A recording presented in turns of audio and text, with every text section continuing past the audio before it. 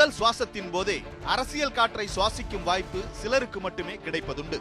அந்த சிலரில் இந்திரா காந்தி முக்கியமானவர். மோதிலால் நேருவின் பேத்தியாக, ஜவஹர்லால் நேருவின் மகளாக பிறந்துவிட்டு அரசியல் காற்றை அவ்வளவு சுலபமாக புறந்தள்ளிவிட முடியுமா என்ன? ஆம், 1917ஆம் ஆண்டு நவம்பர் 19ஆம் தேதியன்று ஜவஹர்லால் நேரு கமலா தம்பதிக்கு பெண் குழந்தை பிறந்தது. தாத்தா மோதிலாலுக்கு தன் தாயாரின் பெயரான இந்திராணியை பேத்திக்கும் சூட்ட வேண்டும் என்று விருப்பம். நேருவுக்கோ பிரியதர்ஷினி என்ற பெயரின் மீதே பிரியம். இரண்டையும் சேர்த்து இந்திரா பிரியதர்ஷினி என்ற பெயர் சூட்டப்பட்டது. துடிதுடிப்பும் பரபரப்புமாக வளர்ந்து கொண்டிருந்தார் இந்திரா. அப்போது நேருவின் வீட்டுக்கு காந்தி வருவார். காந்தி வருகிறார் என்றால் அவரை பின்பற்றி காங்கிரஸே வருகிறது என்றுதான் பொருள். அப்படி நேருவின் வீட்டுக்கு வரும் அத்தனை காங்கிரஸ் தலைவர்களுடனும் பழகும் வாய்ப்பு இந்திராவுக்கு கிடைத்தது. வெறுமனே பழகும் வாய்ப்பு மட்டுமல்ல, அவ்வப்போது போராட்டத்தில் பங்கேற்கும் வாய்ப்பும் இந்திராவிற்கு கிடைத்தது. அந்நிய துணிகள் எரிப்பு போராட்டத்தில் காங்கிரஸ் ஈடுபட்ட போது ஆனந்தபவன் வீட்டு மொட்டை மாடியில் தன்னுடைய வெளிநாட்டு ஆடையை தீக்கிரையாக்கினார் இந்திரா. 6 வயதில் பள்ளியில் சேர்க்கப்பட்ட இந்திரா செசிலியா என்கிற ஆங்கில பள்ளியில் படிப்பது நேருவுக்கு பிடிக்கவில்லை. ஆனால் மோதிலாலின் விருப்பம் அதுவே என்பதால் அந்த பள்ளியிலேயே படிப்பை தொடர்ந்தார். பிறகு பள்ளியிலிருந்து விடுவிக்கப்பட்ட இந்திராவிற்கு சில ஆசிரியர்கள் வீட்டுக்கு வந்து பாடம் சொல்லிக் கொடுத்தனர். இந்தி, ஆங்கிலம், உருது உள்ளிட்ட மொழிகளை இந்திரா கற்றுக்கொண்டது அதன் பிறகுதான். ஆங்கில கதைகளை கமலா நேரு வாசிக்க, அதற்கு நேரு மொழிப்புரை கொடுக்க, அதை கேட்டு கேட்டு வளர்ந்தவர் இந்திரா. சுதந்திர போராட்டத்தில் ஈடுபட்டிருந்த நேருவை அவ்வப்போது கைது செய்து நீண்ட நாட்களுக்கு சிறையில் முடக்கி விடுவது பிரிட்டிஷாரின் வழக்கம். அப்படி சிறையில் இருக்கும் போதெல்லாம் மகள் இந்திராவிற்கு கடிதம் எழுதுவார் நேரு. அந்த கடிதங்கள் எல்லாம் குசலம் விசாரிக்கும் சராசரி குடும்ப கடிதங்கள் அல்ல, உலக சரித்திரத்தை அறிமுகப்படுத்தும் அறிவு களஞ்சியங்கள். பின்னாளில் அந்த கடிதங்கள் தொகுக்கப்பட்டு உலக வரலாற்று காட்சிகள் என்ற தலைப்பில் புத்தகமாகவே வெளியானது. வீட்டு படிப்பு மட்டும் போதாது என்பதால் ரவீந்திரநாத் தாகூரால் நிறுவப்பட்ட சாந்திநிகேதன் என்ற புகழ்பெற்ற பள்ளியில் சேர்க்கப்பட்டார் இந்திரா. மிகச்சிறந்த கல்வியை புகட்டும் அந்த பள்ளியில் கடுமையான நெறிமுறைகள் பின்பற்றப்படும் என்று கேள்விப்பட்டிருந்தார் இந்திரா. ஆகவே சற்று அச்சத்துடனும் பிரமிப்புடனும் தான் அங்கு நுழைந்தார் இந்திரா. பாடங்களை படித்த அதே வேளையில் கலையின் மீதும் இந்திராவிற்கு ஆர்வம் இருந்தது. ஆகவே விஸ்வபாரதி என்கிற கலைப்பாடத்தையும் படித்தார் இந்திரா. கல்வி பயிலும் போதே இந்திராவிற்கு அரசியல் மீதும் ஆர்வம் வந்திருந்தது. அதில் ஒன்றும் ஆச்சரியமில்லை. அந்த ஆர்வத்தை வளர்த்தெடுக்க நேருவும் கமலாவும் முன்வந்ததுதான் இந்திராவிற்கு ஆச்சரியம். காங்கிரஸ் கட்சிக்கு சிறுவர் சிறுமிகளை உள்ளடக்கிய அமைப்பு ஒன்றை உருவாக்க வேண்டும் என்கிற எண்ணம் கமலா நேருவுக்கு வந்தது. அதை செயல்படுத்தும் பொறுப்பை விஷம்பர்நாத் பாண்டே என்பவர் ஏற்றுக்கொண்டார். வானர சேனை என்று செல்லமாக அழைக்கப்பட்ட அந்த அணியின் தலைவியாக இந்திரா தேர்ந்தெடுக்கப்பட்டார். அப்போது அவருக்கு வயது 13. பாப் கட்டிங் செய்யப்பட்ட தலையில் கதர்குள்ளாய் அணிந்து கொண்டு போராட்டங்களில் பங்கேற்பதை வழக்கமாக்கிக் கொண்டார் இந்திரா. நேருவை போலவே கமலா நேருவும் நேரடி அரசியலில் ஈடுபட்டிருந்தார். அப்போது அவருக்கு துடிதுடிப்பான இளைஞர் ஒருவர் அறிமுகமானார். அவர் பெயர் பெரோஸ் காந்தி. சுதந்திர போராட்டத்தில் பங்கெடுக்க வேண்டும் என்கிற விருப்பத்தை கமலாவிடம் சொன்னார் பெரோஸ். அதை ஏற்று பெரோஸை தனது சீடராக ஏற்றுக்கொண்டார் கமலா. அது முதல் காங்கிரஸ் பொதுக்கூட்டங்கள், போராட்டங்கள், பேரணிகளில் பெரோஸ் பங்கேற்க தொடங்கினார். அவ்வப்போது கமலா நேருவை பார்க்க அவரது வீட்டுக்கு வந்தார். அப்போதுதான் இந்திராவும் பெரோஸும் பழகத் தொடங்கினர். முதலில் பெரோஸும் இந்திராவும் சாதாரணமாகத்தான் பழகத் தொடங்கினர். பிறகு இருவரும் மேல் படிப்புக்காக லண்டன் சென்ற போது அந்த பழக்கம் நட்பாக மாறி காதலாக கனிந்தது. திருமணம் செய்து கொள்ள இருவரும் முடிவு செய்த போது பல தடைக்கற்களை தாண்ட வேண்டியிருந்தது. இங்கே தடைக்கற்களாக இருந்தவர்கள் நேருவும் காந்தியும் என்பது வியப்புக்குரியது. இருவருடைய எதிர்காலம் குறித்து காந்தியும் நேருவும் கவலைப்பட்டார்கள். இருவரையும் சமாதானம் செய்வதற்குள் இந்திராவிற்கும் பெரோஸுக்கும் போதும் போதும் என்றாகிவிட்டது. ஒரு வழியாக காந்தி நேருவின் ஆசியுடன் 1942 மார்ச் 26ஆம் தேதியன்று பெரோஸ் இந்திரா திருமணம் நடைபெற்றது. புதுமண தம்பதிகள் தேனிலவு முடித்த கையோடு போராட்ட களத்துக்குத்தான் வந்தனர். ஆம், பிரிட்டிஷாருக்கு எதிராக வெள்ளையனே வெளியேறு இயக்கத்தை தீவிரப்படுத்தி இருந்தார் காந்தி. அந்த போராட்டத்தில் ஈடுபட்ட நேரு கைது செய்யப்பட்டார். கைதிலிருந்து தப்பிக்க தலைமறைவாகி இருந்தார் பெரோஸ். அப்போது இந்திராவிற்கு மிக முக்கியமான பணி வீட்டில் காத்திருந்தது. அது தலைமறைவாக இருந்த லால் பகதூர் சாஸ்திரியை பத்திரமாக பார்த்துக் கொள்வது. அதை கணக்கச்சிதமாக செய்து கொடுத்து தலைவர்களின் நம்பிக்கையை பெற்றார் இந்திரா. திருமணமான கையோடு பொதுக்கூட்டம் ஒன்றில் பிரிட்டிஷ் ஆட்சிக்கு எதிராக பேசி கைது செய்யப்பட்ட இந்திராவின் முதல் சிறைவாசம் சுமார் 8 மாத காலத்திற்கு நீடித்தது. இந்தியாவிற்கு சுதந்திரம் கொடுப்பதற்கான வேலைகளில் பிரிட்டிஷ் ஆட்சியாளர்கள் மும்முரமாக ஈடுபட்டிருந்ததால் நேருவுக்கான அரசியல் பணிகள் மிகுதியாக இருந்தன. கமலா நேருவும் மறைந்து விட்டதால் நேருவின் தனிப்பட்ட மற்றும் அரசியல் பணிகளை கவனித்துக் கொள்ள வசதியாக நேருவுடன் டெல்லியிலேயே தங்கிவிட்டார் இந்திரா. இடைப்பட்ட காலங்களில் 2 ஆண் குழந்தைகளுக்கு தாயாகி இருந்தார் இந்திரா. முதல் குழந்தை ராஜீவ்காந்தி. 2 ஆண்டுகள் கழித்து பிறந்த 2வது குழந்தைக்கு சஞ்சய் காந்தி என்று பெயர் வைத்தார்கள். 2 குழந்தைகளுக்கு தாயாகிவிட்ட பிறகும் கூட இந்திரா நேருவுடனே தங்கியிருந்ததில் பெரோஸுக்கு மிகுந்த வருத்தம். ஆனால் சுதந்திர இந்தியாவின் பிரதமர் என்ற உயர் பொறுப்பை ஏற்றிருக்கும் தந்தைக்கு துணையாக இருப்பது தவிர்க்க முடியாத ஒன்று என்றார் இந்திரா. அதில் பெரோஸுக்கு துளியும் விருப்பமில்லை. விளைவு, இந்திரா பெரோஸ் இடையே கருத்து வேறுபாடுகள் முளைத்தன. இந்திரா டெல்லியிலும் பெரோஸ் லக்னோவிலும் தனித்தனியே தங்கினர். நேரு பொதுக்கூட்டத்திற்கு சென்றாலும், நாடாளுமன்றத்திற்கு சென்றாலும், கட்சியின் காரிய கமிட்டி கூட்டத்திற்கு சென்றாலும் தந்தைக்கு துணையாக செல்வதை வழக்கமாக்கிக் கொண்டார் இந்திரா. ஒரு கட்டத்தில் பிரதமர் நேருவின் அறிவிக்கப்படாத செயலாளராகவே பணியாற்றினார் இந்திரா. 1952 சுதந்திர இந்தியாவின் முதல் பொதுத் தேர்தல் அறிவிக்கப்பட்டிருந்தது. அநேகமாக இந்திரா காந்தியும் தேர்தலில் போட்டியிடுவார் என்று எதிர்பார்க்கப்பட்டது. ஆனால் தந்தை நேரு, கணவர் பெரோஸ் ஆகிய இருவர் ஏற்கனவே தேர்தல் களத்தில் இருந்ததால் அதை தவிர்த்த இந்திரா இருவருக்கும் ஆதரவாக தேர்தல் பிரச்சாரத்தில் தீவிரமாக ஈடுபட்டார். தேர்தலின் முடிவில் காங்கிரசே வெற்றி பெற்றதால் நேருவே பிரதமராக தொடர்ந்தார். ராபரேலி தொகுதியில் வெற்றி பெற்ற பெரோஸ் டெல்லிக்கு வந்து தீன்மூர்த்தி பவனிலேயே தங்கிவிட்டார். ஆனால் அங்கே அவருக்கு அதிருப்திகளே அதிகம் கிடைத்தன. பிரதமர் நேருவின் மகள் என்ற முறையில் இந்திராவிற்கு கிடைக்கும் மரியாதைகள் பெரோஸின் கவனத்தை கலைத்தன. கூடவே தனக்கு உரிய மரியாதை தரப்படவில்லை என்றும் வருந்தினார். அந்த அதிருப்தியும் ஆத்திரமும் நேருவின் மீதே திரும்பின. ஒருமுறை காங்கிரஸ் காரிய கமிட்டி கூட்டத்தில் பேசிய பெரோஸ், காரிய கமிட்டி உறுப்பினர்கள் குடும்பத்துடன் பங்கேற்க அனுமதி உண்டா என்று கேட்டார். அப்படி கேட்டதற்கு காரணம் நேருவின் அருகில் இந்திராவும் அமர்ந்திருந்ததுதான். அதற்கு மன்னிப்பு கேட்டார் நேரு. அதில் இந்திராவுக்கு மிகவும் வருத்தம்.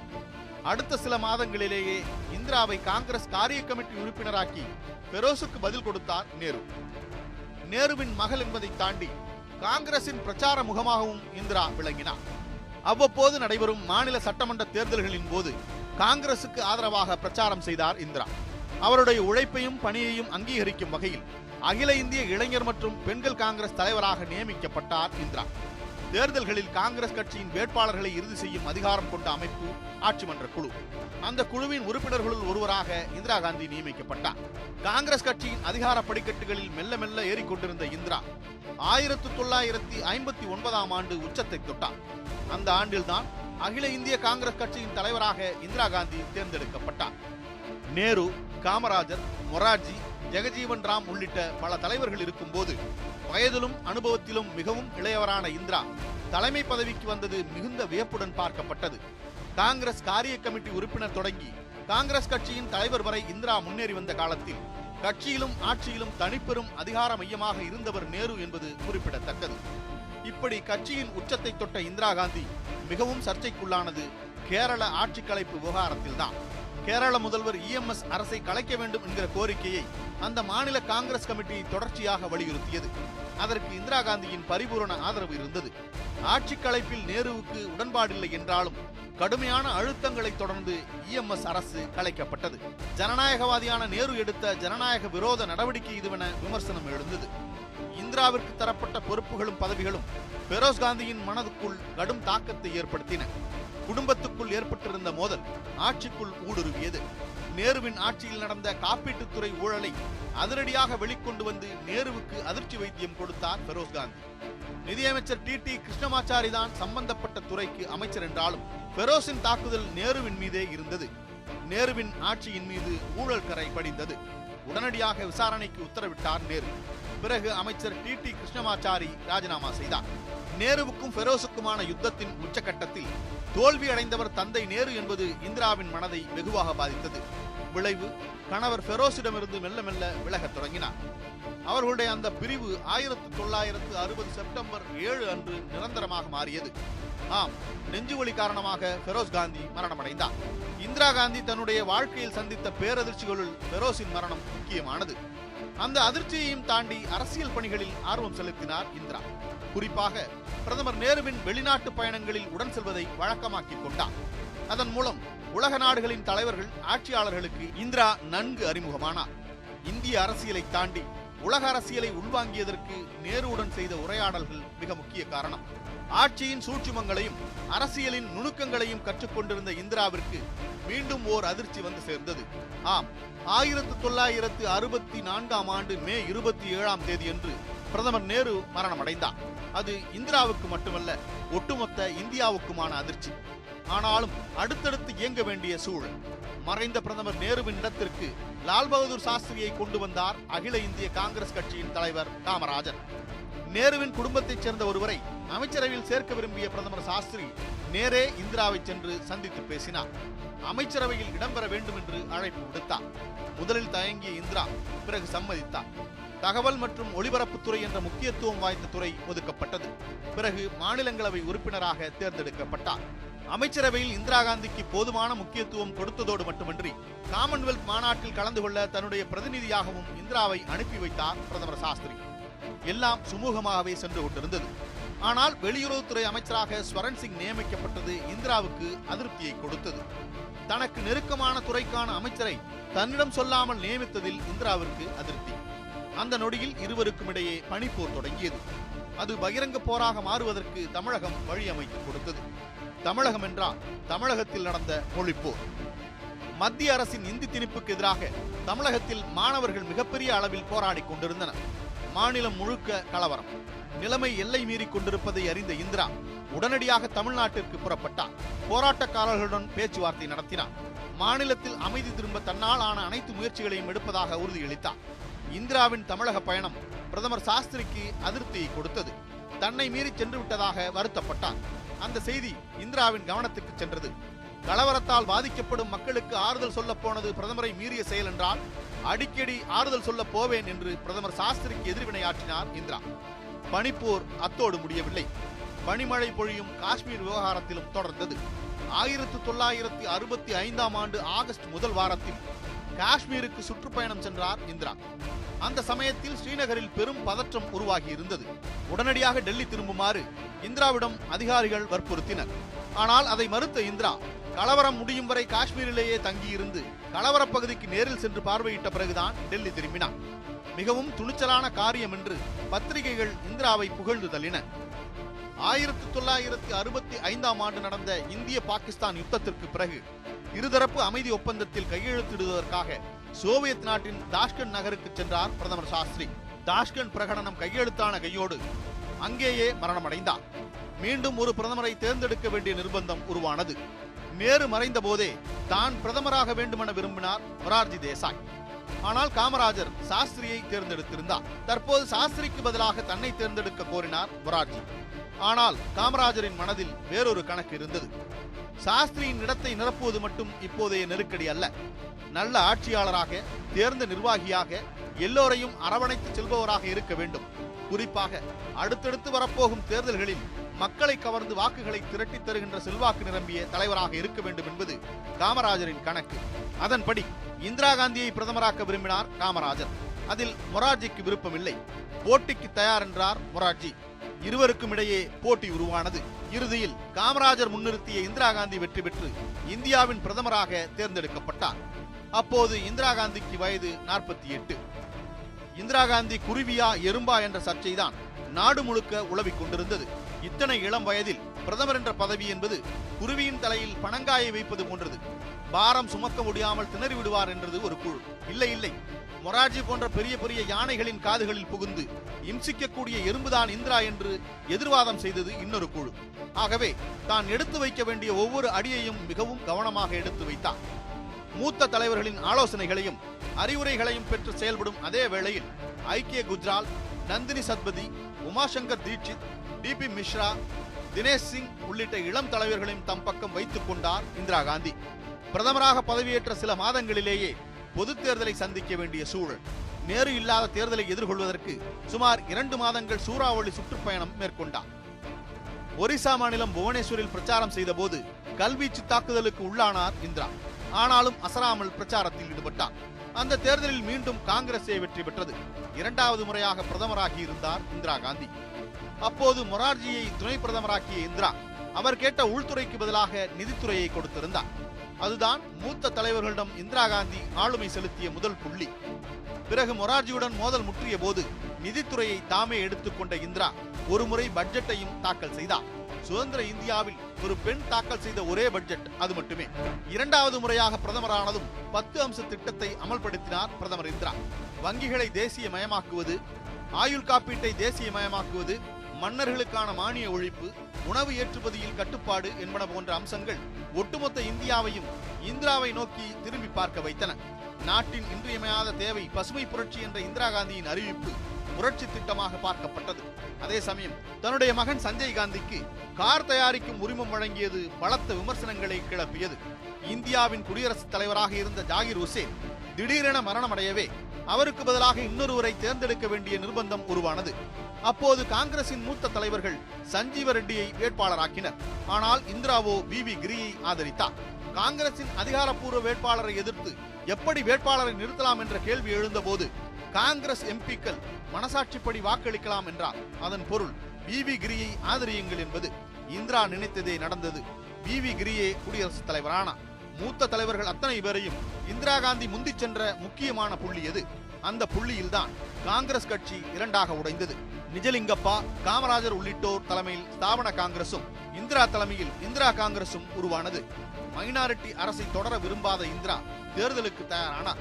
வறுமையை வெளியேற்றுவோம் என்றார் இந்திரா. ஆனால் எதிர்க்கட்சிகளோ இந்திராவை வெளியேற்றுவோம் என்றனர். எதிரிகள் 2 மடங்கு பலத்துடன் இருந்த நிலையில் 3 மடங்கு வேகத்துடன் பிரச்சாரம் செய்தார். ஆகாய மார்க்கமாகவும் தரை மார்க்கமாகவும் இந்தியா முழுக்க சென்று மக்களை சந்தித்தார். விளைவு மீண்டும் ஒரு பிரம்மாண்ட வெற்றியை பெற்று பிரதமர் பதவியை உறுதி செய்தார் இந்திரா. 3வது முறையாக பிரதமரான இந்திரா காந்தி எடுத்த முக்கியமான முடிவு என்பது 1971ஆம் ஆண்டில் நடந்த இந்திய பாகிஸ்தான் யுத்தம். உண்மையில் பாகிஸ்தானுக்குள் தான் உள்நாட்டு கழகம் வெடித்திருந்தது. அப்போது இந்தியா கிழக்கு பாகிஸ்தானுக்கு ஆதரவாக இருப்பதாகவும் முக்தி பாகினி என்கிற அமைப்புக்கு ஆதரவளிப்பதாகவும் குற்றம் சாட்டிய பாகிஸ்தான் இந்தியா மீது தாக்குதல் நடத்தியது. அதற்கு பதிலடி கொடுக்கும் வகையில் பாகிஸ்தான் மீது போர் தொடுத்த இந்திரா போரில் பாகிஸ்தானை வீழ்த்தி கிழக்கு பாகிஸ்தானை தனியாக பிரித்து வங்கதேசம் என்ற தனி நாட்டை உருவாக்கி கொடுத்தார். சுதந்திர இந்தியாவின் யுத்த வரலாற்றில் இந்திரா பெற்ற இந்த வெற்றி மிகப்பெரியது. பாகிஸ்தான் யுத்தம் கொடுத்த மகிழ்ச்சியும் உற்சாகமும் பிரதமர் இந்திரா காந்தியை அடுத்த கட்டத்திற்கு நகர்த்தி சென்றன. அணுகுண்டு சோதனை நடத்த ஆயத்தமானார். பிரதமரின் விருப்பத்தை அப்படியே பூர்த்தி செய்து கொடுத்தனர் இந்திய அணு விஞ்ஞானிகள். ராஜஸ்தான் மாநிலம் பொக்ரானில் நடந்த இந்தியாவின் முதல் அணுகுண்டு சோதனை அண்டை நாடான பாகிஸ்தான் தொடங்கி உலக நாடுகள் பலவற்றையும் வியப்பில் ஆழ்த்தியது. சாதனை நிகழ்த்திவிட்ட உற்சாகத்தில் இருந்த பிரதமர் இந்திராவை அதிர்ச்சிக்குள்ளாக்கியது அந்த செய்தி. ஆம், ரேபரேலி தொகுதியில் இந்திரா காந்தி பெற்ற வெற்றி செல்லாது என்று அலகாபாத் உயர்நீதிமன்றம் தீர்ப்பு வழங்கி இருந்தது. மக்கள் பிரதிநிதித்துவ சட்டத்தை மீறிவிட்டார் இந்திரா என்பதுதான் முக்கியமான குற்றச்சாட்டு. நீதிபதி ஜக்மோகன்லால் சின்ஹா கொடுத்த அந்த தீர்ப்பு இந்திரா காந்தியின் எம்பி பதவியை மட்டும் காவு வாங்கவில்லை, அவருடைய பிரதமர் பதவியையே காவு கேட்டது. அதை ஏற்றுக்கொள்ள இந்திரா காந்தி விரும்பவில்லை. இந்திரா மட்டுமல்ல, அவருடைய கட்சிக்காரர்களும் அதையே வலியுறுத்தினர். இந்திரா தான் இந்தியா, இந்தியா தான் இந்திரா என்றார் இந்திரா காங்கிரஸ் கட்சியின் தலைவர் தேவகாந்த் பருவா. ஆனால் எதிர்க்கட்சிகளோ பிரதமர் இந்திரா உடனடியாக பதவி விலக வேண்டும் என்றனர். அசாதாரண சூழலை எதிர்கொள்ள அசாதாரண முடிவை எடுக்க தயாரானார். அந்த முடிவு எமர்ஜென்சி.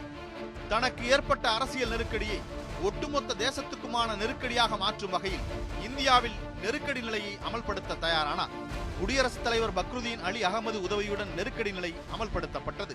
எதிர்க்கட்சி தலைவர்கள் தேடி தேடி கைது செய்யப்பட்டனர். பத்திரிகைகள் கடுமையான தணிக்கைக்கு உள்ளாகின. பத்திரிகை சுதந்திரம் முழுமையாக பறிக்கப்பட்டது. பேச்சு சுதந்திரம், எழுத்து சுதந்திரம் எல்லாம் கேள்விக்குறியாகின. ஜெயபிரகாஷ் நாராயணன், மொரார்ஜி தேசாய், வாஜ்பாய், அத்வானி, மது தண்டவதே என்று எதிர்க்கட்சி தலைவர்கள் மட்டுமல்ல, எதிர்த்து பேசுவார் என்று சந்தேகிக்கும் நபர்கள் எல்லாம் கைது செய்யப்பட்டனர். அப்படி கைது செய்யப்படுபவர்கள் உடனே வெளியே வராமல் இருக்க ஏதுவாக மிசா சட்டம் பயன்படுத்தப்பட்டது. காரணத்தை சொல்லாமல் கைது செய்யவும் விசாரணையே நடத்தாமல் சிறையில் அடைக்கவும் வழிவகை செய்து கொடுத்தது அந்த மிசா சட்டம்.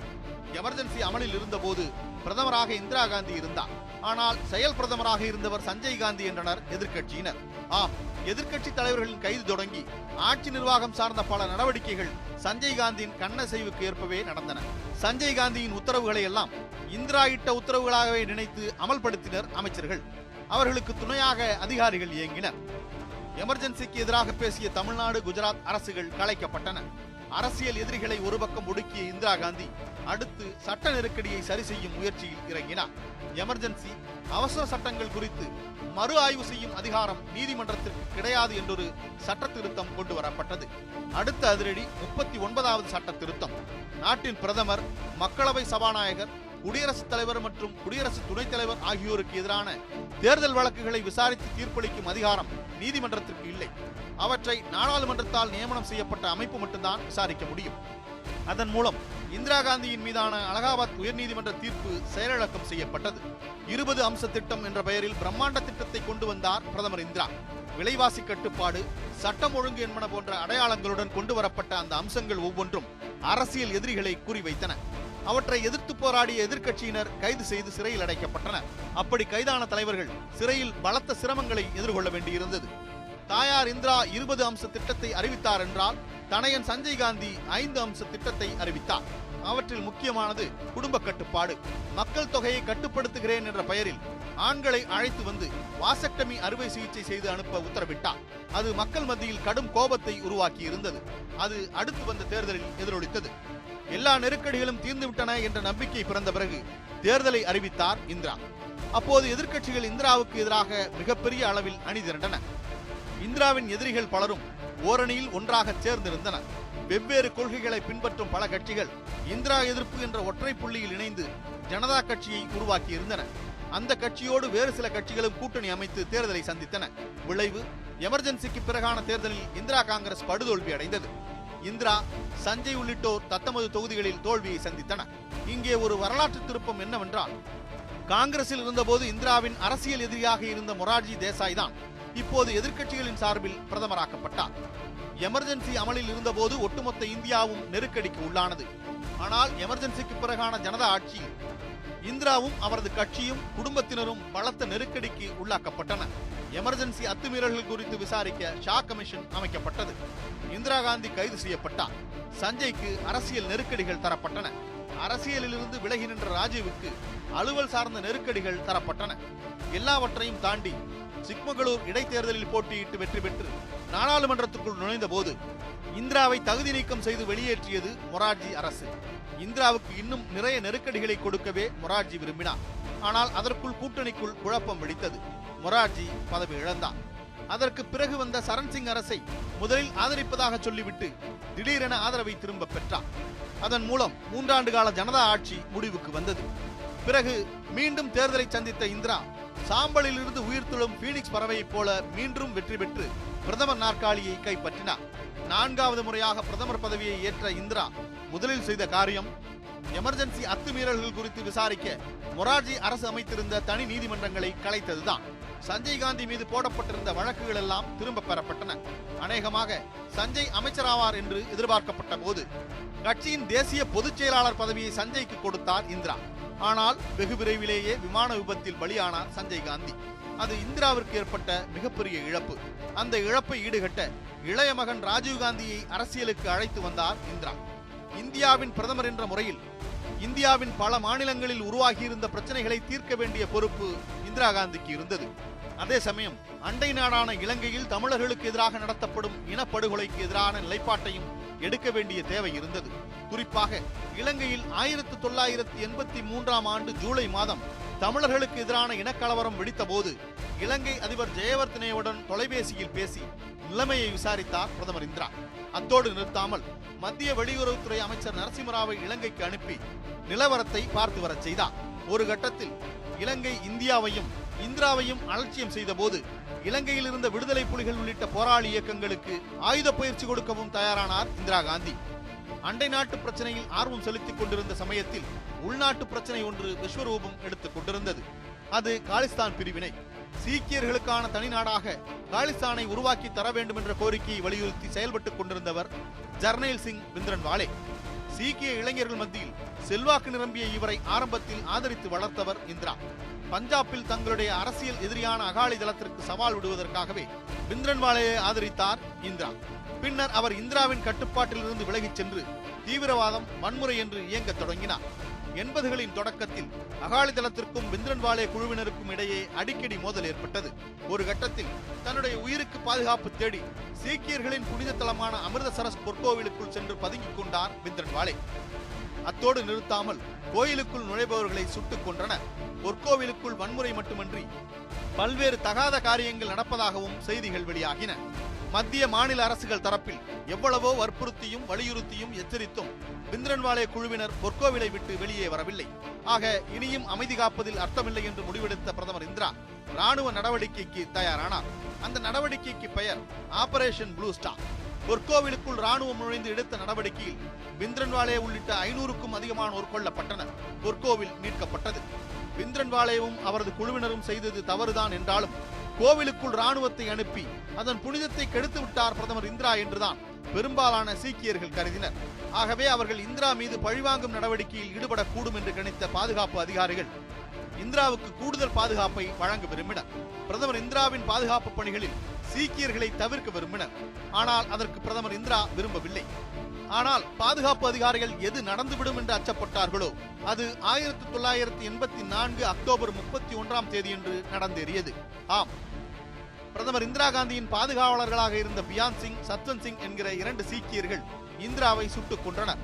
மொத்தம் 30 குண்டுகள் அடுத்தடுத்து துளைத்ததில் பிரதமர் இந்திராவின் உடல் சல்லடையாகி இருந்தது.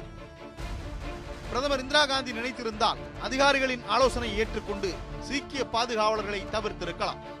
ஆனால் இந்தியருக்குள் சீக்கியர், இஸ்லாமியர் என்ற பிரிவினை தேவையில்லை என்று நினைத்தார். ஆகவே சீக்கிய பாதுகாவலர்களை அனுமதித்தார்.